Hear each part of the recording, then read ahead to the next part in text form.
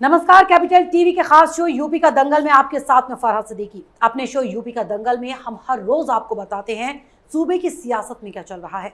आज बात करेंगे यूपी में तेज हुई चुनावी तैयारियों की। वैसे तो मोदी सरकार के दूसरे कार्यकाल के पहले कैबिनेट विस्तार में 2022 के विधानसभा चुनाव की झलक साफ तौर पर देखी गई।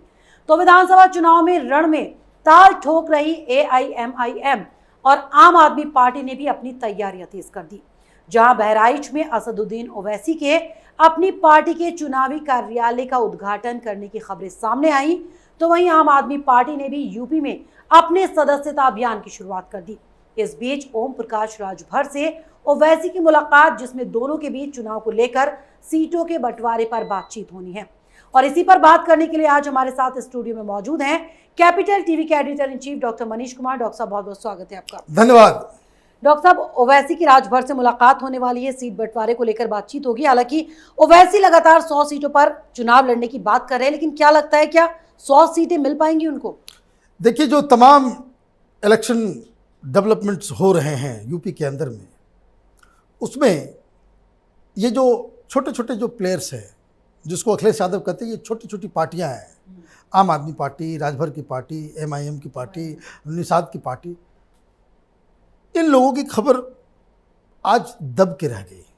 वो क्यों? क्योंकि एक नया बवाल मच गया। बवाल किस चीज़ के लिए मचा है? कि जो कहते कि 100 चोट सोनार की और 1 चोट लोहार की। तो आज योगी सरकार ने ये घोषणा कर दी, उस पर विवाद भी चल रहा है कि अयोध्या के अंदर जिस सड़क पे कार सेवकों की हत्या की गई थी मुलायम सिंह के द्वारा, उनकी सरकार के द्वारा, उनके आदेश के द्वारा,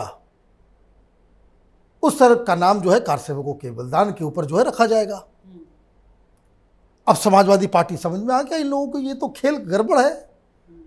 इसका मतलब साफ है कि अयोध्या को लेकर के भारतीय जनता पार्टी ये घूम घूम के बताएगी कि ये इस मंदिर को बनाने के लिए हिंदुओं ने किस तरीके का बलिदान दिया, और ये है अखिलेश यादव की पार्टी जो कार सेवकों का हत्या करवाने का, जिसके ऊपर पूरा इल्जाम है। अब ये लोग कह रहे हैं कि भाई ऐसा नहीं होना चाहिए। भाई क्यों नहीं होना चाहिए? क्यों नहीं होना चाहिए?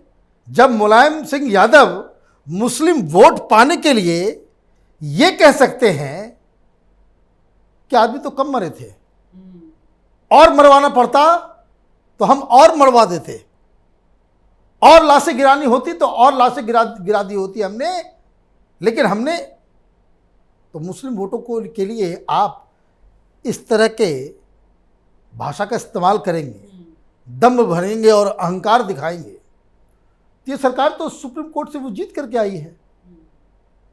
ये सरकार तो सुप्रीम कोर्ट के आदेश पे मंदिर बना रही है, और जिस मंदिर के ऊपर सुप्रीम कोर्ट की मुहर लगी हुई है, उसके लिए जो लोग लड़े, उनकी अगर मौत होती है तो उनके नाम से तो होनी चाहिए।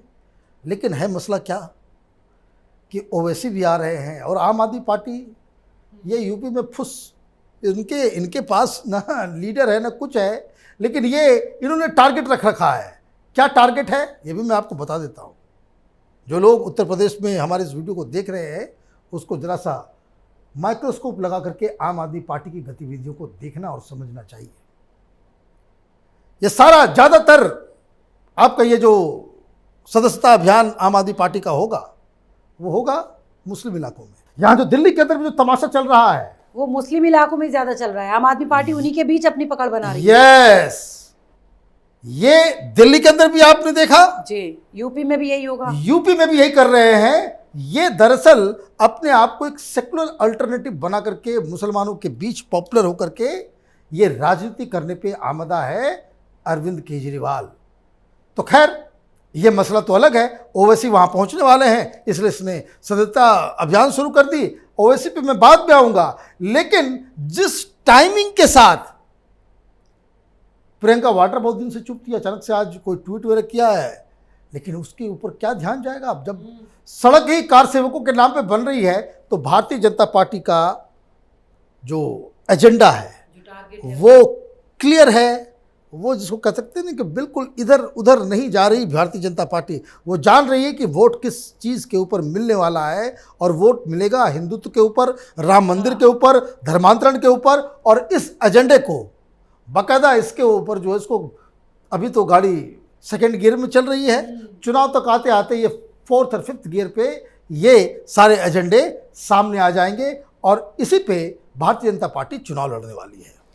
यानी बीजेपी का जो चुनावी एजेंडा है वो तो क्लियर है और उसी पर लड़ रही है। अब बाकी जो लड़ाई होगी, आम आदमी party, Samajwadi party, Bahujan Samaj party, AIM, ये छोटे छोटे जो राजनीतिक दल है एक दूसरे से लड़कर ही रह जाएंगे। ये देखिए, ये लोग कंफ्यूज्ड हैं, करे क्या करें क्या।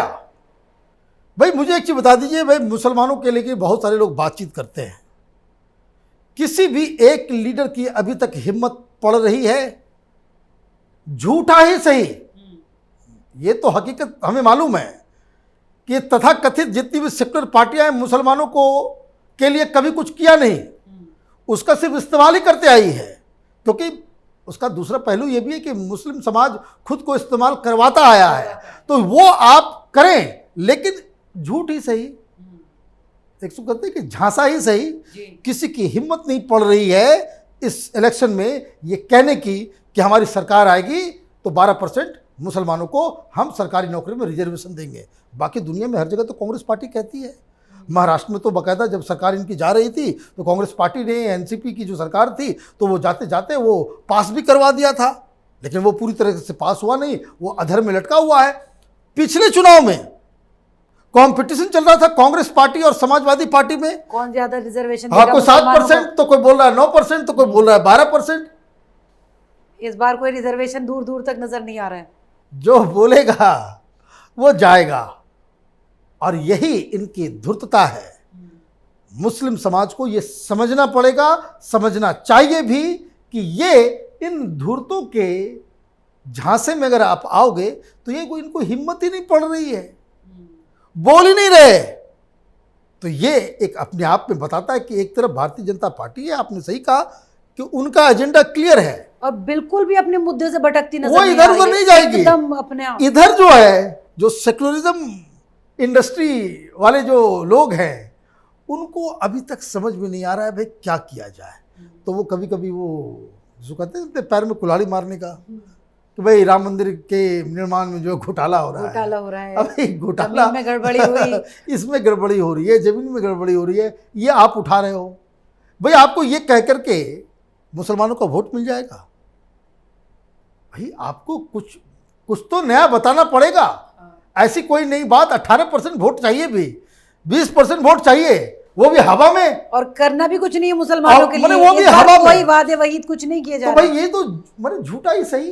तो ये कंफ्यूज, तो कहें। हाँ, ये कंफ्यूज्ड किस्म के विपक्ष उसका जो है वो। डॉक्टर साहब, मुझे तो लगता है सबसे ज्यादा समाजवादी पार्टी कंफ्यूज नजर आ रही है, क्योंकि असदुद्दीन ओवैसी की जिस तरह से एंट्री हो रही है यूपी में, मुस्लिम है वो, और जिस तरह से उन्होंने सवाल उठाया था कि 18% वाला मुसलमान क्यों नहीं बन सकता सीएम या डिप्टी सीएम, तो सबसे ज्यादा परेशानी तो मुझे लग रहा है अखिलेश यादव इस वक्त। तो भाई अखिलेश यादव चीफ मिनिस्टर बनेंगे कि वो किसी मुसलमान को बनाएंगे? वही मायावती खुद मुख्यमंत्री बनेगी कि वो किसी मुसलमान को बनाएंगी? वही ना। तो ओवैसी ने तो इनकी परेशानी बढ़ा दी ना, ये तो वो अच्छा, वो भाई डिप्टी सीएम भी बनवा दो, कम से कम डिप्टी सीएम बनवा दो। ये डिमांड बिल्कुल जायज है। भाई आप यादवों के वोट के आप ठेकेदार हैं, यादवों के वोट से आप, तो वो आप 15% वोट में आप मुख्यमंत्री बनने का दावा कर सकते हैं, तो जिसके पास 19% वोट है वो मुख्यमंत्री क्यों नहीं बनेगा? तो ये अभी लड़ाई जो है वो विपक्ष के अंदर ही सबसे पहले लड़ाई होगी, सबसे पहले ही आपस में ही लड़ेंगे, भाई बीजेपी से कौन, तो कौन सबसे बड़ा चैलेंजर है। उसके बाद ये तय होगा कि कौन योगी के सामने जो है आमने सामने की टक्कर देगा।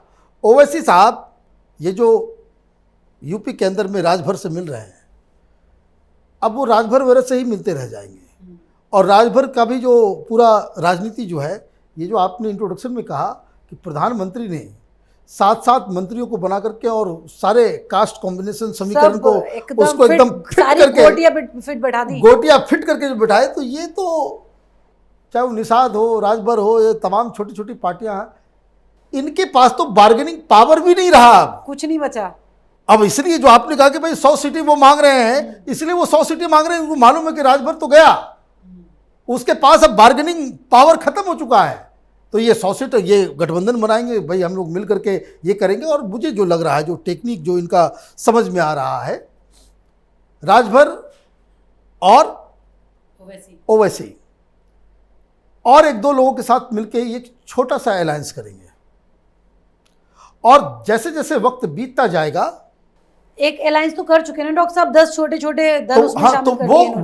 वो अलायंस फिर किसी बड़ी पार्टी के साथ, हाँ, जो इनका बीच में अभी हाँ, कुछ दिन तो पहले वो- हमने हाँ, दंगल में बताया था अपने दर्शकों ये- को कि कह रहे थे कि हर साल एक दूसरी जाति का मुख्यमंत्री मुख्यमंत्री, तो ये सारी चीजें जो है वो हो रही है।